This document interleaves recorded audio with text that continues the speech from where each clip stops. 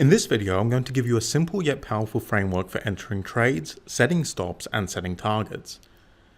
Entering trades at the right time is vital.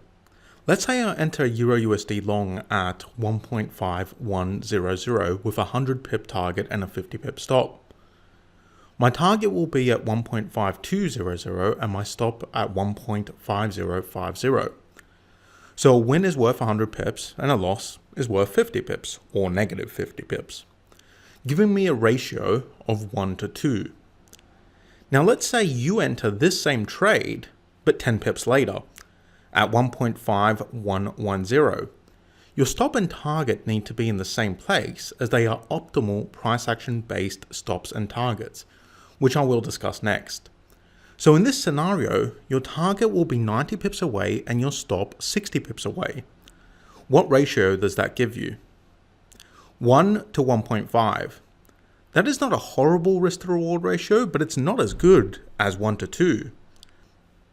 So you see, a mere 10 pips difference can have a big impact on your actual trade. Your stop is going to be bigger, your target is going to be smaller. And that isn't very logical, is it? No, of course not.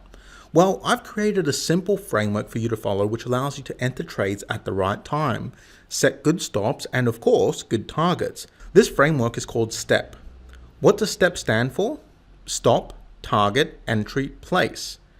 Use price action to find a safe and smart stop. Use price action to find a safe and smart target. Use price action to find the optimal entry, and then place the trade in that order.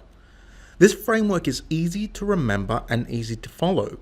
When you decide that a trade is worth entering, your first step is to remember to use STEP. Going back a few years, I used a complicated process for picking my targets and stops. I will calculate the average daily range of each pair I traded and then divide it by 4. It was needlessly complicated. Then I had a moment of clarity and I thought, I'm using price action to enter my trades, why wouldn't I use price action to set a stop and target?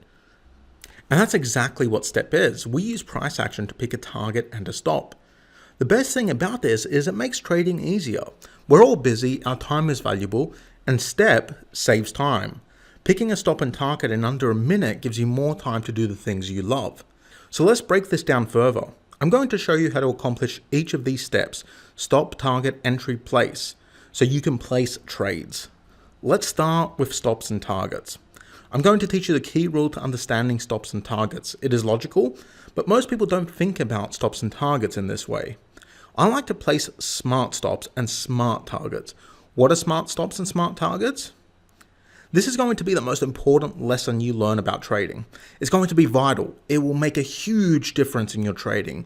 I know because it made a huge difference in my trading. Imagine you're trapped out in the wild and you want to get back home. This is you standing here. You can walk in one of two directions, either over this huge snow-capped mountain or over this flat open grassy plain. Which way would you walk? Would you go this way, over the big snow-capped mountain, risk freezing to death? Or would you walk this way, over the warmer, flatter, and safer open plain? If you want to survive, you're going to take the path of least resistance. The mountain is too big a barrier. The open plain is safer and easier to traverse. That is exactly how you need to think about stops and targets. This is not you. This is your trade. When you enter a trade, where do you put your target? Do you put your target over here, behind this huge barrier, making it hard for price to hit your target? And do you place your stop here, over this easily traversed open area, making it easy for price to hit your stop? No, of course not. Your stop goes here, behind the barrier. You want your stop to be hard for price to hit, and your target goes here, in a large open area. You want your target to be easy for price to hit. You want your stop to be hard for price to hit. You want your target to be easy for price to hit. Pretty simple. Pretty logical.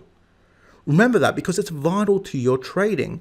Whenever you want to enter a trade, you need to make sure your stop is hard for price to reach, and your target is easy for price to reach. So how do you do that when you look at an actual real chart and not a picture of a mountain? Well, you do it visually. If you trade price action, you place your stops and targets based on price action. So what is a barrier in price action terms? Well, you already know what a barrier is. Barriers are support resistance areas. Support and resistance areas act as barriers to price. They are like a mountain which price has to climb. So when entering a trade, it's logical to place your stop beyond an area of support resistance. So in this example here, we see indecision forming on top of a resistance area. This is a continuation reversal. Where should the stop go? Here above the resistance area. That puts the stop behind a barrier because this resistance area is a barrier. But can we put it behind two barriers, not just one? Well, there is another barrier that you know about. If you remember back to highs and lows, remember the importance of higher highs and lower lows? Well, recent highs and lows act as barriers too. In this case, we can place our stop above the high of indecision. Placing our stop above the high places it behind two barriers. So now to hit our stop, price has to break the resistance area, and then it has to create a new high beyond the high of this candle. This is a double barrier. It's going to be tough for buyers to break through here. Setting a stop may seem intimidating, but it's really that simple. Your stop needs to be behind a barrier. What barrier do you use?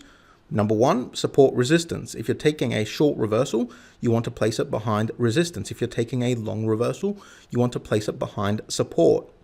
Number two is highs and lows. If you're taking a short reversal trade, you want to place it beyond the highest high of the last 5 candles. If you're taking a long reversal, you want to place it below the lowest low of the last 5 candles. That is a price action based stop, and it's a smart stop because it's sitting behind a barrier. Going back to the mountain analogy, the stop is here over the big mountain, and the target? Well, once you have a stop, setting your target is pretty easy. Your target needs to fit 2 criteria. At a minimum, it needs to be 1 to 1.5 ratio of your stop. What does that mean?